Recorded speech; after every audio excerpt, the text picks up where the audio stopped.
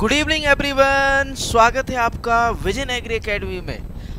आज का सेशन दूसरा सेशन है IBPS AFO 2025 के लिए मेंस एग्जाम। एग्रीकल्चर का जो सेक्शन आना है आपका मेंस में, उसकी कंप्लीट प्रैक्टिस सीरीज जिसमें आपका प्रैक्टिस टेस्ट सेकंड है। अब की बार AFO पार्ट डेली आपका शाम को 6 बजे ये सेशन शुरू होता है, तो बढ़िया से आ जाइए अपने सेशन में। और आप लोगों को बता दें कि ये हमारी पेड क्लासेस भी चल रही हैं, जिसमें आपको लाइव क्लासेस मिलने वाली, कंप्लीट मेंस की प्रिपरेशन बाईलैंग्वेज दोनों ही भाषाओं में, हिंदी और अंग्रेजी दोनों भाषाओं में 999 में ये कोर्स कंप्लीट मिलने वाला है आपको, जिसका लिंक नीचे आपको डिस्क्रिप्शन में मिल जाएगा, या फिर आप हमारी वेबसाइट या एप्लीकेशन पर विजिट कर सकते हैं जो कि विजन एग्री एकेडमी के नाम से है। और साथ में साथ प्री के लिए 50 practice full length set paper या फुल लेंथ टेस्ट पेपर मात्र 199 रुपये में। चूंकि बच्चों अभी 50% डिस्काउंट चल रहा है, तो एक कूपन कोड लगा लीजिएगा 15 AUG, तो आपको पूरा 50% का डिस्काउंट मिल जाएगा। और जो आपको सामने प्राइस दिख रहा है उसका जस्ट आधे में आपको क्या मिलेगा, ये सारे नोट्स आपको अवेलेबल, या फिर कहें क्लासेस और टेस्ट सीरीज अवेलेबल रहने वाली है। चलिए शुरू करते हैं आज के सेशन को बढ़िया से, है ना। सभी लोग आ जाइए, तो सेशन स्टार्ट हो चुका है। IBPS AFO के लिए special session Vision Agri Academy की तरफ से। ये न्यू एडिशन की बुक्स हैं, और न्यू एडिशन में आपका एक फोल्डर था, जस्ट मिनट, इंग्लिश क्वेश्चन, ये रहा। आज चूंकि मैं PPT नहीं बना पाया, तो आप लोगों के लिए डायरेक्टली PDF से 20 क्वेश्चन आपको डेली प्रैक्टिस करवाने वाला हूँ, है ना। तो 20 क्वेश्चन डेली प्रैक्टिस करने के लिए जुड़े रहिए हमारे एकेडमी से, विजन एग्री एकेडमी। तो भैया IBPS AFO mains practice book, चूँकि आपका जैसे ही प्री हो जाता है उसके जस्ट बाद ये बुक आपके लिए आ जाएगी, है ना। तो इसको जो है आप लोग परचेज कर सकते हैं। बस अभी थोड़ा सा वेट है, जिसमें आपको PYQ सारे मिलने वाले, प्रीवियस ईयर पेपर में क्वेश्चन पेपर मिलने वाले, और साथ में साथ 20 आपको प्रैक्टिस पेपर मिलने वाले हैं IBPS AFO के लिए।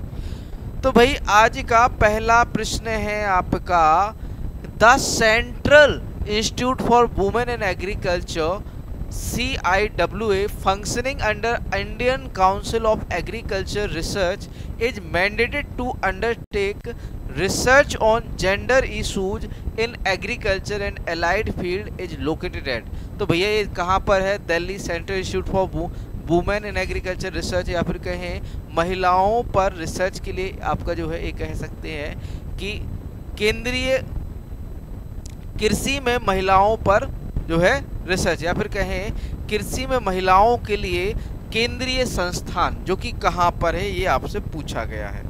तो बच्चों कहाँ पर है ये, जल्दी से बताइए। तो ये है हमारा भुवनेश्वर के अंदर है। कहाँ पर है? भुवनेश्वर के अंदर है ना। अगला क्वेश्चन है, क्वेश्चन नंबर 2 है, आ सब कंपोनेंट ऑफ दीनदयाल अंत्योदय योजना national rural livelihood mission DA by NRLM is under implementation in Ministry of Rural Development since 2011 with the aim to empower women by making systematic investments to enhance their participation in agriculture based livelihood। महिला किसान सशक्तिकरण परियोजना, आजीविका, SHG credit linkage, state rural livelihood mission या PM FME scheme, कौन सी योजना है? किसका? आपका जो है DA by NRLM का जो है कंपोनेंट है। चूंकि जो DA by NRLM है, आपका जो दीनदयाल अंत्योदय योजना है, जो कि नेशनल रूरल लिवलीहुड मिशन है, ये कब शुरू हुआ था? 2011 में शुरू हुआ था ये, है ना। किसके अंडर में? मिनिस्ट्री ऑफ रूरल डेवलपमेंट, या फिर कहें ग्राम विकास मंत्रालय के अधीन जो है शुरू किया गया। तो भैया इसका कंपोनेंट कौन सा है, ये आपसे पूछा गया है। तो यहाँ पर देखिए, empower women by making systematic investment. तो भैया किसको एम्पावर कर रहे हैं, किसको बढ़ावा दे रहे हैं, महिलाओं को, वुमेन्स को। तो यहाँ पर महिला किसान सशक्तिकरण परियोजना जो है आपका कंपोनेंट है DAY या फिर कहें NRLM का, DAY NRLM का। ठीक, अगला प्रश्न, प्रश्न नंबर 3 है, how much is the maximum premium payable by farmers for kharif crops under the PMFBY, प्रधानमंत्री फसल बीमा योजना के अंडर में खरीफ के लिए आपको कितने % प्रीमियम देना पड़ता है? 2%, 1.5%, 2.5% या या फिर कहें 5% या नन ऑफ दीज, कितना प्रीमियम देना पड़ता है खरीफ के लिए?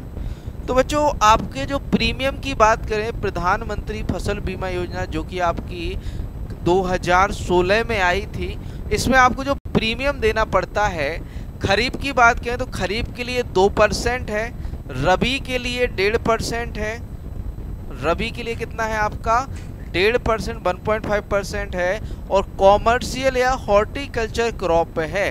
कौन सी है बच्चों? कॉमर्शियल या हॉर्टिकल्चर क्रॉप है, हॉर्टिकल्चर क्रॉप है, तो उसके लिए 5% जो है प्रीमियम देना होता है। किसके अंडर में? प्रधानमंत्री फसल बीमा योजना के अंडर में। अगला प्रश्न देखो बच्चों, प्रश्न नंबर 4 है, under the eNAM financial assistant will be provided to, just minute, ENAM electronic national agriculture market है ना। Financial assistant will be provided to state and UT for selected APMCs and RMCs up to a maximum of ₹1 per mandi for purchase of hardware, internet connection, assaying equipment and related infrastructure including cleaning, grading and packaging facilities and biocompost unit to make the mandi ready for integration with ENAM platform। तो भैया कितने लाख रुपए maximum जो है APMC को दिए जाते हैं? 10 लाख, 20, 25 या 55 या 75 लाख, कितने दिए जाते हैं?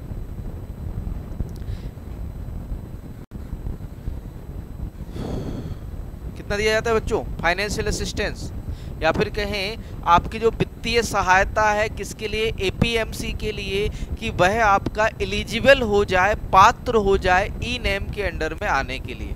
तो भैया ENAM के फाइनेंशियल असिस्टेंट जो देता है वो 75 लाख का देता है। कितने का? 75 लाख। आपका under ENAM financial assistant will be provided to state and UT for selected APMC and RMCs up to a maximum of ₹75 lakh per mandi. प्रत्येक मंडी को 75 लाख रुपए दिए जाते हैं, है ना। आगे बढ़ते हैं अगले प्रश्न की ओर। प्रश्न नंबर आपका हो जाता है 5। प्रश्न नंबर 5 है, according to latest agricultural statistics Uttar Pradesh ranks first in terms of production of wheat, which of the following state ranks second?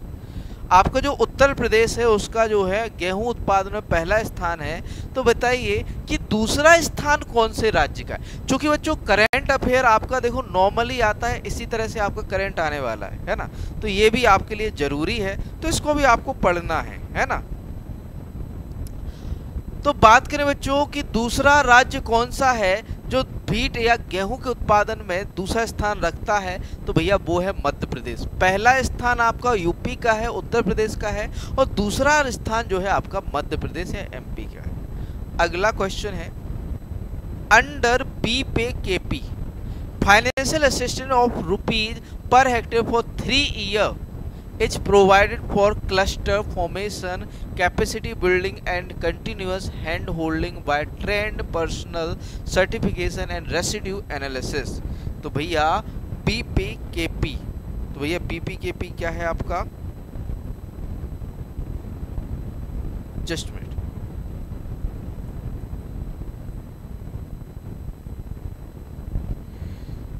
भारतीय प्राकृतिक कृषि पद्धति, सॉरी BPKP का फुल फॉर्म क्या है? भारतीय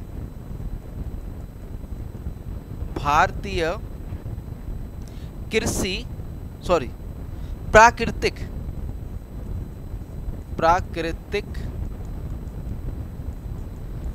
कृषि पद्धति, है ना। ये भी याद रखना, जो योजना है कौन सी है, बीपीकेपी, भारतीय प्राकृतिक कृषि पद्धति, भारतीय प्राकृतिक कृषि पद्धति।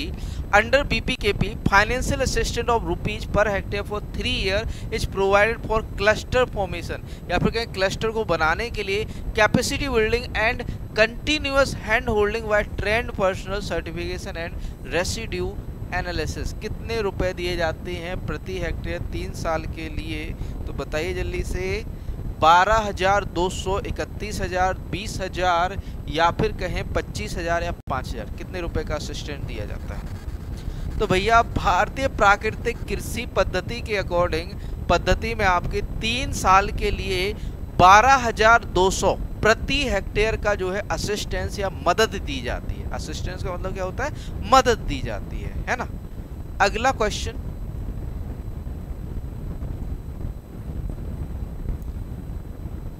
क्वेश्चन नंबर 7 है, recently which app is launched by ministry of textiles to provide important information about MSP and agronomy to jute farmer. Jute किसानों के लिए एमएसपी और एग्रोनॉमी, मतलब ये कहें कि जूट से संबंधित खेती के लिए आपका जो है किस ने, या फिर कहें मिनिस्ट्री ऑफ टेक्सटाइल ने कौन सा ऐप लॉन्च किया है ना। तो ये आपको बताना है। तो आपका पात मित्रों, तोसा पात मित्रों, मित्रा, जूट फार्मर फ्रेंड, पात दोस्त, या फिर कहें जूट को, कौन सा ऐप रिसेंटली जो है मिनिस्ट्री ऑफ टेक्सटाइल ने जो है इंफॉर्मेशन जो कि एमएसपी या फिर कहें एग्रोनॉमी से संबंधित है आपकी जूट की, कौन सा ऐप लॉन्च किया है। तो भैया वो है आपका पात मित्रों। कौन सा है बच्चों, पात मित्रों ऐप मिनिस्ट्री ऑफ टेक्सटाइल ने जूट से संबंधित आपका एमएसपी और उसकी एग्रोनॉमी या खेती के लिए आपका जो है लॉन्च किया है, किसने, मिनिस्ट्री ऑफ टेक्सटाइल ने। अगला क्वेश्चन है, क्वेश्चन नंबर 8 है, what nutrient deficiency is indicate when both young and old leaves exhibit chlorosis in the lamina with green veins along with dead spot on the leaf tips and margins। तो भैया किस nutrient की deficiency है जहां पर आपकी जो young and old या फिर कहें नई व पुराने दोनों ही क्लोरोसिस दर्शाती हैं, है ना।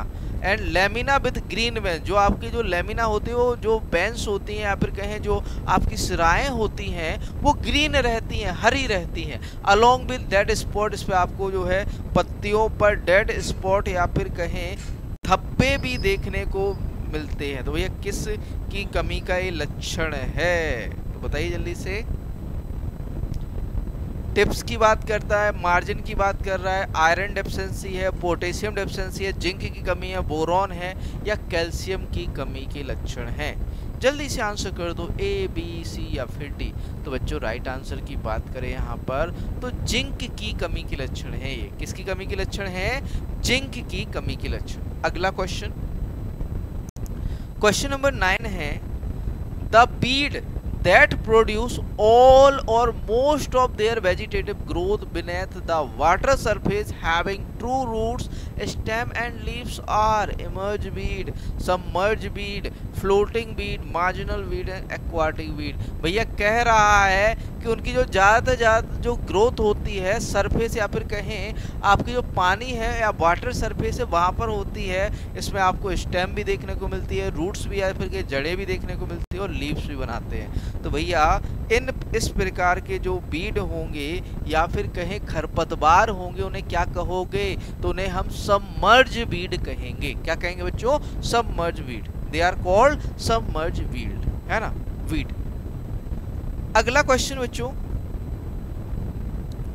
इन physalis minima the modified papery calyx that enclose the fruits loosely along with interpad air is pappus, comose या बैलून या फैथरी या विंग्स। क्या कहोगे, फाइलिस मिनिमा। तो बच्चों इसे हम कहेंगे बैलून। पेपरी फाइलस मिनिमा में आपके जो है मॉडिफाइड पेपरी कैलेक्स होते हैं, जो कि आपके बैलून, जिसे हम क्या कहेंगे, बैलून कहेंगे।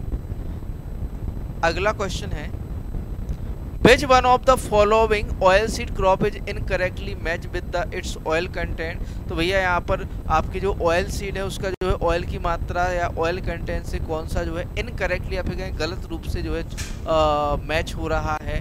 तो सिसमम 38 से 54% ऑयल होता है, कोकोनट 60 से 70% ऑयल होता है, रैपसीड एंड मस्टर्ड 37 से 49%, ग्राउंडनट 40 से 45%, कैस्टर 25%। तो भैया कौन सा जो है सही से मैच नहीं हो रहा है? तो भैया कैस्टर में 48 से आपका 58% तक ऑयल होता है, 48 से 58, तो यहाँ पर 25% तो नहीं होगा, तो यहाँ पर रॉन्ग हो जाता है कैस्टर। तो यहाँ पर राइट आंसर हमारा कैस्टर हो जाता है, क्योंकि इसमें 48 से 58% के बीच क्या होता है, ऑयल परसेंटेज होता है। नेक्स्ट क्वेश्चन, क्वेश्चन नंबर 12 है, 12वां प्रश्न है आपका, agropyron repens can be grown under condition and is known as a, भैया इनको कैसी कंडीशन में, एसिडिक या एसिडोफिलस, बेसिक या एसिडोफिलस, बेसिक या बेसोफिलस, नेचुरल या न्यूट्रोफिलस, या वूथ CND, बताइए क्या कहेंगे इसे? तो भैया इसे कहेंगे हम can be grown under basic condition.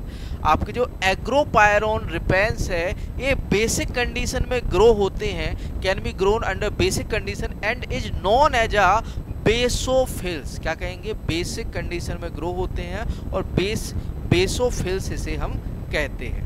Next question है, क्वेश्चन नंबर आपका जो है 13 है, root exudation of maize inhibits the growth of cyperus esculentus solanum nigrum amaranthus species digitaria sanguinalis या चिनोपोडियम एल्बम। जो आपका एक्सुडेशन होता है या फिर कहें श्राव होता है, मक्का की जड़ों का जो श्राव होता है वह किसकी ग्रोथ को रोकता है? इनहैबिट मतलब ग्रोथ को रोक देता है, किसकी ग्रोथ को रोकता है, बताइए आंसर। तो भैया जो एलिलोपैथिक इफेक्ट है किस पर डालता है, चिनोपोडियम एल्बम पर, बथुआ पर।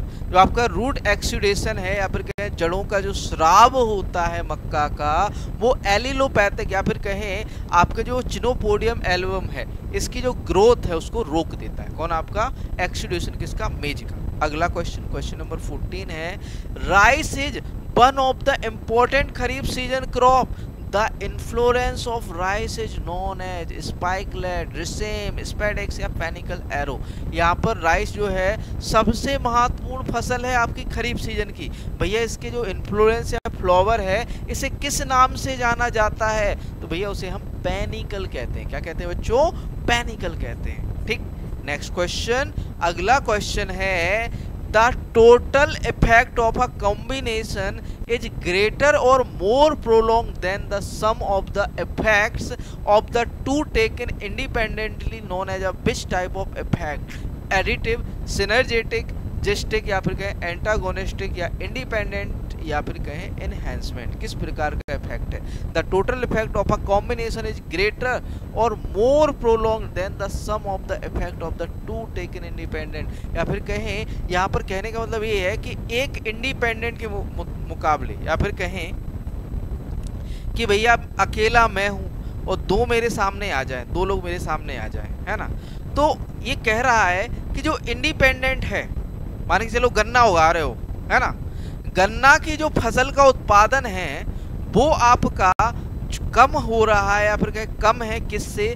दो इंटरक्रॉप से। जैसे गन्ना और आलू, गन्ना और आलू का जो उत्पादन है वो आपकी जो इंडिपेंडेंट क्रॉप है या फिर कहें जो स्वतंत्र फसल है या जो सिंगल फसल है उससे ज़्यादा है, तो उसे हम कैसा इफेक्ट कहेंगे, कौन सा इफेक्ट कहेंगे, बताइए जल्दी से, A, B, C या फिर D? तो भैया ऐसे इफेक्ट को सिनर्जिस्टिक इफेक्ट कहते हैं, सहक्रियात्मक प्रभाव कहते हैं। क्या कहते हैं बच्चों? सिनर्जिस्टिक इफेक्ट या सहक्रियात्मक प्रभाव। मतलब ये कह रहा है कॉम्बिनेशन है दो लोगों का और वो आपकी सिंगल या फिर क्या सिंगल पर्सन उससे जो है अधिक पावर है उनके पास, तो उसे हम क्या कहेंगे? सिनर्जिस्टिक इफेक्ट कहेंगे। नेक्स्ट क्वेश्चन, क्वेश्चन नंबर 16 है, 16वां प्रश्न है भैया, Which of the following statement is incorrect? कौन सा स्टेटमेंट या कौन सा कथन गलत है? When a field is plowed, soil porosity is increased. जब फील्ड को हम प्लाउ करते हैं तो मृदा की जो पोर स्पेस है या फिर कहें जो रंध्रावकाश है वो बढ़ जाता है। ये बिल्कुल सही है भैया, ये पॉइंट बिल्कुल वैलिड है, सही है भैया, है ना।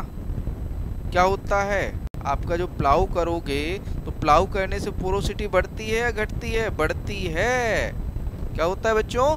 बढ़ती है ना। Tillage increase oxidation and decomposition of organic matter. आपका जो टिलेज है या फिर कहें भूपरिष्करण है, आपका जो ऑक्सीडेशन है, ऑक्सीकरण है, वह आपका जो ये कह सकते हैं कि ऑर्गेनिक मैटर का जो डिकम्पोजिशन उसको बढ़ाता है। ये भी भाई सही है। दूसरा है tillage operation increase the bulk density of soil. तो नहीं है भैया, ये नहीं है। टिलेज करने से बल्क डेंसिटी क्या होती है? घटती है या बढ़ती है? तो भैया जो बल्क डेंसिटी होती है, बीडी होती है, ये पोर स्पेस के अपोजिट होती है भाई। अपोजिट मतलब यदि पोर स्पेस बढ़ेगा तो बल्क डेंसिटी क्या होगी? कम होगी। मतलब यदि हम टिलेज कर रहे हैं तो क्या हो रहा है? पोर स्पेस बढ़ रहा है, और टिलेज करने से पोर स्पेस बढ़ रहा है तो बल्क डेंसिटी इंक्रीज नहीं होगी, यहाँ पर क्या होगी बच्चों? डिक्रीज होगी। तो tillage operation decrease the bulk density of a soil. तो यहाँ पर जो रॉन्ग स्टेटमेंट है ऑप्शन सी हो जाता है हमारा right answer. Right answer wrong statement. ठीक। Tillage decrease of the thermal conductivity and heat capacity. हाँ तो भैया ये भी सही है कि बल्क डेंसिटी का जो अपोजिट होता है वो थर्मल कंडक्टिविटी, या फिर कहें सॉरी पोर स्पेस का जो अपोजिट होता है वो थर्मल कंडक्टिविटी टीसी होती है, और ये बल्क डेंसिटी के साथ साथ चलती है। तो भैया ये पॉइंट भी सही है, मतलब ऑल आर करेक्ट नहीं होगा, यहाँ पर ऑप्शन सी क्या है? इनकरेक्ट है। ठीक है, आगे बढ़ते हैं अगले प्रश्न की ओर। प्रश्न नंबर 17 है, which of the following scientists proved that air and water were the primary source of carbon, hydrogen, oxygen in plant tissue? J.B. Boussingault, Justus von Liebig, S. विनोग्राड्स्की, C.G. Hopkins या ब्लैकमैन। किसने कहा भैया कि आपका जो या फिर कहें जो प्राइमरी सोर्स है किसका? आपका पानी का, या फिर कहें एयर एंड वाटर में जो आपके कहें प्लांट टिश्यू का जो है, या फिर कहें प्लांट टिश्यू में जो कार्बन, हाइड्रोजन, ऑक्सीजन है, उसका जो मेजर सोर्स है वो या प्राइमरी या प्राथमिक स्रोत है किस? कौन? आपका जो है एयर एंड वाटर, या फिर कहें हवा और पानी। किसका? CHO, carbon, hydrogen, oxygen. किसने कहा था भैया ये? तो भैया ये कहा था किसने? J.B. बॉसिंगोल्ट ने। किसने कहा था? J.B. Boussingault. Next question, question number 18 है, laterite soil is rich in iron and aluminium oxides which are responsible for its characteristic reddish brown color. Base saturation in laterite soil is. जो आपका ये कहें क्षार की जो घुलनशीलता है या सैचुरेशन है, बेस सैचुरेशन है, वो कितनी होती है? किसमें? आपका लेटराइट सॉइल में। चूंकि आपकी जो लेटराइट सॉइल है लेटराइजेशन की प्रक्रिया के फलस्वरूप बनती है। लेटराइजेशन में क्या होता है? एल्यूमिनियम और आयरन का क्या होता है? जमाव होता है, और आपका ये कहें सिस्को ऑक्साइड का जो है लीचिंग होती है ना। तो यहाँ पर पूछा गया है कि बेस सैचुरेशन क्या होती है लेटराइट सॉइल की? तो बच्चों वो होती है आपकी 10% से कम, 20% से कम, 35% से कम, 20% से अधिक, या 15% से कम। तो भाई 35% से कम होती है। क्या होती है? 35% से कम होती है बेस सैचुरेशन किसकी? आपकी जो है लेटराइट सॉइल की। नेक्स्ट क्वेश्चन है, विच of the following mineral is incorrectly match with chemical formula? कौन सा जो है आपका इनकरेक्टली मैच है? आपका मिनरल जो है इनकरेक्टली मैच है उसके केमिकल फॉर्मूले से। आपका फेल्डस्पार KAlSi3O8, मुस्कोवाइट KAl3Si3O10OH का होल ट्वाइज, ओलिवाइन FeMg का whole twice, SiO4, quartz Si2O5। कौन सा जो है रॉन्गली मैच है आपका मिनरल का जो है केमिकल फॉर्मूला? तो भैया वो है आपका option D, olivine, sorry option D, quartz Si2O5। चूंकि जो आपका क्वार्टज का फॉर्मूला होता है वो होता है आपका SiO2, है ना। क्वार्टज का जो फॉर्मूला होता है वो SiO2 होता है, ना कि Si2O2, है ना। तो SiO2 होता है। अगला question, phosphorus containing minerals are. कौन सा मिनरल जो है फास्फोरस कंटेन करता है, या फिर कहें किसमें आपका फास्फोरस होता है। तो ऑप्शन देखिए, फास्फोरस कंटेनिंग मिनरल कौन सा है, फास्फोरस को रखने वाला है कंटेन, या फिर कहें जिसमें phosphorus strengite, apatite, goethite, both A and B, या ऑल ऑफ दीज, किसमें आपका जो है फास्फोरस होता है। तो भैया वो होता है आपका स्ट्रेंजाइट में भी होता है और एपेटाइट में। तो यहाँ पर both A and B right answer हो जाता है ना, A and B right answer हो जाता है। आज के 20 क्वेश्चन यहाँ पर समाप्त होते हैं। कल चूंकि आपकी पीपीटी से पढ़ाएंगे, आज थोड़ा सा जल्दबाजी में एक क्लास जो है आपकी लगाई गई थी, तो पीपीटी नहीं बन पाई थी, इस वजह से जो है डायरेक्टली इसको मैंने पढ़ाया है ना।